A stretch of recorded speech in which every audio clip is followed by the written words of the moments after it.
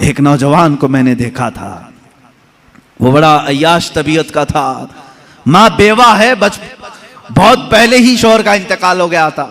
बच्चा सिर्फ 4 साल का था या छोटा सा था। जब से वो घरों के काम कर करके अपने बच्चे को पालती थी। जवान हुआ तो औबाशों की सोहबत में लग गया, बदमाशों की सोहबत में आ गया। माँ को अब इससे बड़ा धचका और क्या लगे। एक दिन आई थी मेरे पास रोते हुए, कहा गजब हो गया, जिंदगी ने पहले ही मेरे से शोहर की जुदाई, और मैंने ऐसे अय्याम काटे कि लोगों के जूठे बर्तन धोए, इस उम्मीद पर कि एक बेटा है जवानी में, ये जब पहुंचेगा तो मेरे बुढ़ापे का सहारा होगा। लेकिन मुफ्ती साहब ऐसा हो गया कि मेरा बेटा बदमाशों की सोहबत में चला गया। अब मेरा वो आखिरी सहारा भी खत्म है, मैं किसके पास जाऊं। वो गम के मारे इतना रोई थी। मैं जब भी आज याद करता हूं उस खातून को तो मुझे तन्हाई में रोना आता है। मैं जितनी कोशिश हो सकी, मैं कोई बहुत बड़ा मुअस्सिर आदमी नहीं हूं, एक छोटा तालिब इल्म, सोचा कि उस नौजवान बच्चे को बुलाऊं।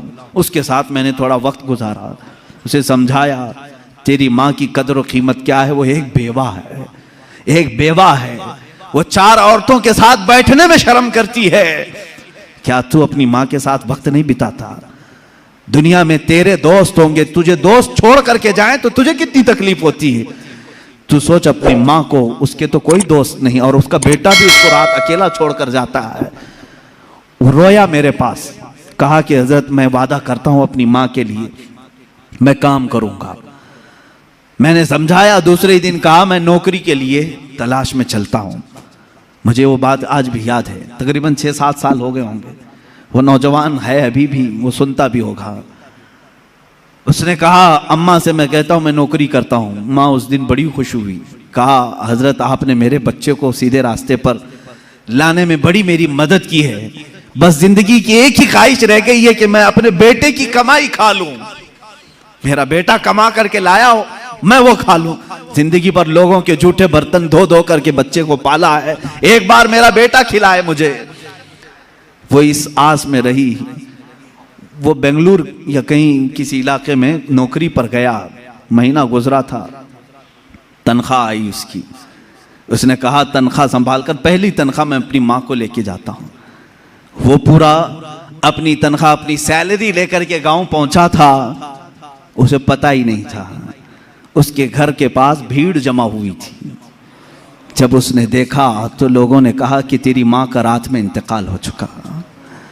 उसने वो पैसों का लिफाफा अपनी माँ के कदमों में रखा। आज तक जब कभी वो मिलता है तो फूट कर रोता है, कहता है मेरी माँ इसी आस में दुनिया से चली गई कि बेटे की एक कमाई खा लूँ। लेकिन मुझसे ज्यादा बदनसीब कौन है इस दुनिया में, जो माँ के कमाए हुए जूठे बर्तन को धोए हुए कमाई तो खा लिया, अपने हाथों का एक लुकमा में अपनी बेवा माँ को खिला नहीं सका। ऐ नौजवान हो, क्या इसी का नाम जिंदगी है? क्या इसी का नाम ईमान है? तुम्हारे अखलाक तो वो होने चाहिए कि तुम बाहर जाओ तो तुम्हारे माँ बाप तुम्हारे अखलाक पर फख्र करें। तुम्हारी एक एक कमाई के लिए वो आज भी इंतजार में है। एक बात याद रखना, माँ बाप लालची नहीं है तुम्हारे, लेकिन सिर्फ उनकी ख्वाहिश ये होती है कि बेटा अपने पैरों पर खड़ा हो जाए। जब मुर्गी अपने चूजों को खुद खाते हुए देखती है तो खुश हो जाती है। पहले चोंच से दाने तोड़ तोड़ के खिलाती रहती है, लेकिन जब बच्चे खाने के लायक हो जाते हैं तो खुश होती है। क्या तुम्हारे माँ बाप को इतनी भी खुशी नहीं देना चाहते हो? आज इतना भी उन्हें सुकून नहीं देना चाहते? जिन्होंने माँ बाप के साथ बदतमीजियां की हैं, उन्होंने दुनिया में अपनी जहन्नम खरीदी है। अल्लाह के नबी सल्लल्लाहु अलैहि वसल्लम से किसी ने पूछा माँ बाप क्या हैं? हुजूर ने फरमाया वो तेरी जन्नत भी है, तेरी दोज़ख भी है। वो तेरी जन्नत भी है, तेरी दोज़ख भी है। जिसने माँ बाप के साथ बुरा सलूक किया उसने दुनिया में दोज़ख खरीद ली है। अल्लाह के नबी सल्लल्लाहु अलैहि वसल्लम ने यहाँ तक फरमाया मैं तो चाहता हूँ कि जिस घर में वालिदैन का नाफरमान हो उसके घर को आग लगा दूं, दुनिया में आग लगा दूं। यह बात यहाँ से निकली थी कि तुम उम्मत मुस्तफ़ा हो। मेरे अखलाक, मेरे आका के अखलाक तो ये थे। आम खातून जो दुनिया की है, मदीने की गलियों में बूढ़ी औरत है, फटे कपड़े हैं, उलझे बाल हैं, उसकी बात सुनने के लिए पूरे कायनात का आका खड़ा हो सकता है। तो है मेरे अजीज, तुम अपनी माँ के लिए थोड़ा सा वक्त नहीं निकाल सकते? अपनी माओं के पास वक्त गुजारो। मैं समझता हूं दुनिया का अजीम वक्त है, दुनिया का अजीम वक्त है। मैं भी आज अपनी डायरी में मैंने लिखा है, मैंने बहुत सारी जगहों पर तालीम हासिल की है, मदरसों में पढ़ा हूँ, हिफ्ज़ कुरान हुआ है, आलिम पढ़े हैं या मुफ्ती कोर्स किए हैं, जहाँ जहाँ वक्त गुजारे हैं। लेकिन मैंने महसूस किया है मेरी ज़िंदगी का सबसे कीमती वक्त वो है जब मेरे बाप बीमार थे और मैं उनके कदमों में बैठा रहा हूँ, उनकी आखिरी नसीहतें सुन रहा हूँ। उससे बेहतर वक्त हमारी ज़िंदगी में नहीं आया।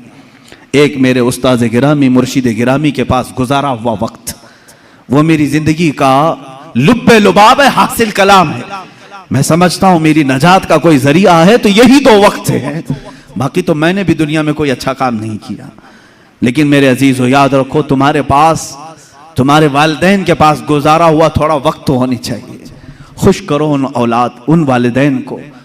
और ये भी याद रखना, आज वो तुम्हारे वालिदैन हैं, कल तुम किसी और के वालिदैन बनने वाले हो, कल तुम भी बाप बनोगे, तुम्हारे सामने भी तुम्हारे बच्चे आएंगे और तुम उस वक्त दर्द की सिसकियां लेते रहोगे, सोचोगे मेरा बेटा जवाब दे रहा है, कितना बुरा लग रहा है। उस वक्त एहसास होगा जब मैंने माँ को ताना मारा था तो मेरी माँ का कलेजा क्या हुआ होगा। आज मेरा बेटा मुझे उल्टा जवाब देता है तो मैं टूट जाता हूं। मैंने तो बाप को इससे भी सख्त जुमले कहे थे, मेरा बाप कितना टूटा होगा। उस दिन तुम्हें एहसास होगा, उस दिन तुम्हें ख्याल आएगा।